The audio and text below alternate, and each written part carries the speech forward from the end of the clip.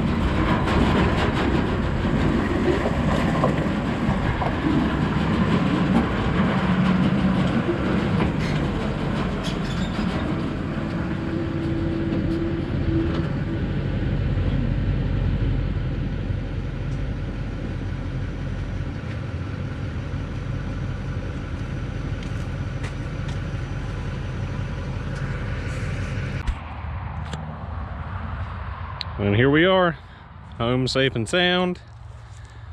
We will look over this car in another video. It's almost 6 o'clock.